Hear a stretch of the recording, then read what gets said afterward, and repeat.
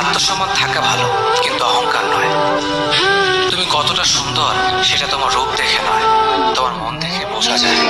তুমি কতটা শিক্ষিত সেটা তোমার ডিগ্রি দেখে নয়, তোমার ব্যবহার দেখে বোঝা যায়। তুমি কতটা সুখী সেটা তোমার হাসি দেখে নয়, তোমার নীরবতা দেখে বোঝা যায়। তুমি কতটা ভালোবাসো সেটা উপহার দেখে নয়, তোমার তার প্রতি আচরণ দেখে বোঝা যায়। অসম্মানের থেকে বড় আর কোনো কিছুই নেই। কেউ তোমাকে একেবারের জন্য ছোট করলেও তাকে চিনে রেখো এবং তার থেকে দূরে থেকো, কারণ প্রশ্রয় পেয়ে সে একই কাজ বারবার করবে।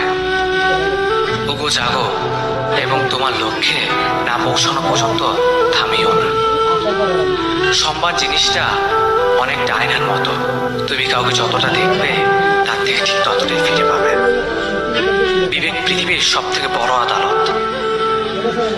সবসময় কারো দোষ খুঁজে বেরিও না, পারলে তাকে সমাধানের পথটা দেখিয়ে দাও। ক্ষমা তাকেই করো যে ভুল করেছে, কিন্তু তাকে ক্ষমা করো না যে তোমার সাথে বেঈমানি করেছে।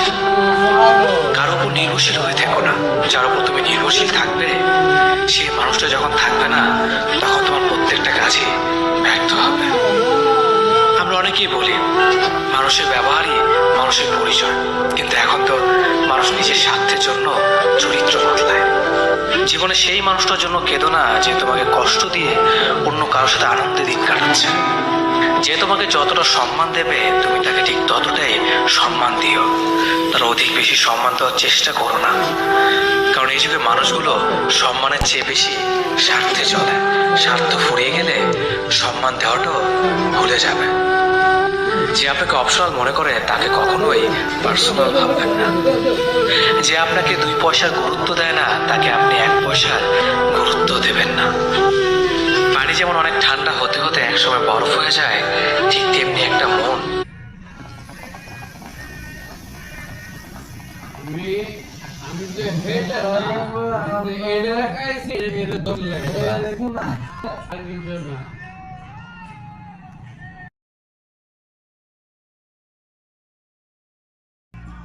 চাই